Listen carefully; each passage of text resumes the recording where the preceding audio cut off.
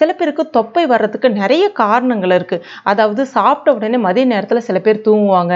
இல்லைன்னா சில பேருக்கு அந்த வாயு உடம்பா இருக்கும். அதாவது பாத்தீங்கன்னா காலையில எந்திரிக்கும் போது வயிறு பிளாட்டா இருக்கும். ஈவினிங் ஆக ஆக அவங்களுக்கு வயிறு பெருசா உப்புசமா இருக்கிற மாதிரி இருக்கும். ஸோ இந்த மாதிரி நிறைய விஷயங்களால பாத்தீங்கன்னா தொப்பை வர்றதுக்கு காரணங்கள் இருக்கு. இன்னைக்கு நம்ம இதை எல்லாத்தையுமே சரி செய்து அந்த தொப்பையே கிட்டத்தட்ட ஒரு 10 நாள்லயே குறைக்கக்கூடிய ஒரு அருமையான டிப்ஸ். இதை இப்ப நம்ம எப்படி செய்யுதுன்னு பார்க்கலாம். Welcome to Jos Tamil health and beauty. அதற்கு நான் இன்னைக்கு வால் மிளகு எடுத்திருக்கேன். சாதாரணமா நம்ம சமையலுக்கு பயன்படுத்தக்கூடிய மிளகு கிடையாது, கருப்பு மிளகு கிடையாது. இது வால் மிளகு அப்படின்னு சொல்லுவாங்க.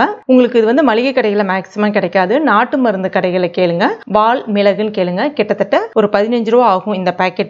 ஏன்னா ரேட் கொஞ்சம் கூடுதல் தான். இது அந்த மிளகு இருக்குன்னா அந்த மிளகுல இருந்து ஒரு சின்ன வால் மாதிரி முளைச்ச மாதிரி இருக்கும் பாருங்க. அதிகமான மருத்துவ குணங்கள் இருக்கு. முக்கியமா நம்ம வயிற்றுல தங்கி இருக்கக்கூடிய அந்த கெட்ட கொழுப்பை அகற்றுறதுல மிக மிக முக்கிய பங்கு வகிக்குது. அது மட்டும் இல்லாம வயிற்றுல இருக்கக்கூடிய அந்த கேஸையும் வெளியேற்றும், அஜீரண கோளாறையும் சரி செய்யும். அந்த அளவுக்கு ஒரு அற்புதமான மருத்துவ குணங்களை உள்ளடக்கியது. இப்ப இந்த வால் மிளகுனுடைய பொடி ஒரு 1/4 ஸ்பூன் அளவுக்கு எடுத்திருக்கேன். ஒரு மிக்சிங் பவுல்ல சேர்த்துக்கலாம். அதுக்கு அடுத்துதான் திப்பிலி படம் உங்களுக்கு காமிச்சிருக்கேன் பாருங்க. ஏன்னா திப்பிலி நான் என்கிட்ட பவுடரா தான் இருக்கு. இப்ப இதுல இருந்து ஒரு 1/4 ஸ்பூன் அளவுக்கு சேர்த்துக்கலாம் திப்பிலி பவுடர். அடுத்ததா சுக்கு, இஞ்சி இருக்கு இல்லையா, இஞ்சியை உலர வச்சு எடுக்கிறதா சுக்கு. அதனுடைய பொடி 1/4 ஸ்பூன் அளவுக்கு சேர்த்துக்கலாம். இதை நீங்க அதிக குவான்டிட்டியில கூட செய்து வச்சுக்கலாம். அதாவது ரெடி பண்ணி பவுடரா கூட ரெடி பண்ணிக்கலாம். எப்படின்னா ஒரு 50 கிராம் அளவுக்கு வால் மிளகு எடுக்கிறீங்கன்னா 50 கிராம் சுக்கு, 50 கிராம் அளவுக்கு திப்பிலி, மூணுத்துமே வறுக்கலாம் எதுவும் தேவையில்ல. நேரடியாக நீங்க உரல்ல தட்டிட்டு அப்புறம் மிக்சியில நல்ல நைஸான பவுடரா அரைச்சு வச்சுக்கலாம். அதுல இருந்து டெய்லியுமே நீங்க ஒரு 3/4 ஸ்பூன் இல்ல 1 டீஸ்பூன் அளவுக்கு பயன்படுத்திக்கலாம். இப்ப இதுல ஒரு பாதி எலுமிச்சப்பழ ஜூஸ், கொஞ்சம் பெரிய எலுமிச்சப்பழமா இருந்தா பெஸ்டா இருக்கும்,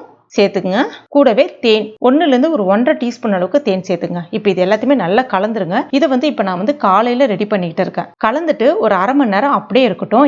நீங்க என்ன பண்ணணும்னா பிரஷ் பண்ணிட்டு வாயெல்லாம் நல்லா கிளீன் பண்ணிட்டு ஒரு 2 கிளாஸ் அளவுக்கு நார்மல் பச்சை தண்ணி குடிச்சிருங்க. அதுக்கப்புறமா அதாவது இது நல்லா ஒரு அரை மணி நேரம் ஊறணும். அதுக்கப்புறமா இதை நீங்க எடுத்து சாப்பிடணும். அப்படியே சாப்பிட வேண்டியதான். சாப்பிட்டுட்டு அதுக்கப்புறம் தண்ணி குடிக்காதீங்க. ஒரு 5 நிமிஷம் அப்படியே வெயிட் பண்ணுங்க. அதுக்கப்புறமா மறுபடியும் ஒரு கிளாஸ் அளவுக்கு தண்ணி குடிச்சிருங்க. உங்களுக்கு டீ காஃபி சாப்பிட்ற பழக்கம் இருந்துச்சுன்னா ஒரு அரை மணி நேரம் கேப் விட்டுட்டு நீங்க டீ காஃபி சாப்பிடலாம். இதே மாதிரி தொடர்ந்து நீங்க ஒரு 10 நாளைக்கு காலையில வெறும் வயிற்றுல இந்த மாதிரி சாப்பிட்டுட்டு பாருங்க. ரொம்ப ரொம்ப எஃபெக்டிவான ரிசல்ட்டை கொடுக்கும். அந்த வயிறு மற்றும் இடுப்பு பகுதியில் இருக்கக்கூடிய சதையை ரொம்ப எளிதா கரைத்து வெளியேற்றும். முக்கியமா பாத்தீங்கன்னா வயிற்றுல கேஸே சேராது. அவ்வளவு ஒரு அருமையான டிப்ஸ் இது ஆண்கள் பெண்கள் எல்லாருமே தாராளமா பயன்படுத்தலாம். இதுவே நீங்க ஆஃப்டர் டெலிவரிக்கு அப்புறம் தொப்பையை குறைக்கணும்னு நினைக்கிறவங்கன்னா கண்டிப்பா இந்த டிப்ஸை ஃபாலோ பண்ணலாம். எந்தவித சைடு எஃபெக்ட்டுமே ஏற்படுத்தாது. இது எல்லாமே உடலுக்கு ரொம்ப ஆரோக்கியமானதும் கூட. கண்டிப்பா ட்ரை பண்ணி பாருங்க. ட்ரை பண்ணிட்டு மறக்காம எனக்கு கமெண்ட் பண்ணுங்க. இந்த வீடியோ பிடிச்சிருந்தா லைக் பண்ணுங்க. உங்க நண்பர்கள் மற்றும் ஃபேமிலி மெம்பர்ஸ் கூட மறக்காம ஷேர் பண்ணுங்க. மேலும் இது போன்ற பயனுள்ள குறிப்புகளுக்கு நம்ம சேனலை இது வரைக்கும் நீங்க சப்ஸ்கிரைப் பண்ணாத நண்பர்களா இருந்தீங்கன்னா உடனே சப்ஸ்கிரைப் பண்ணீங்க. கூடவே மறக்காம அந்த பெல் நோட்டிஃபிகேஷன் சிம்பிளை பிரஸ் பண்ணுங்க. தேங்க்யூ.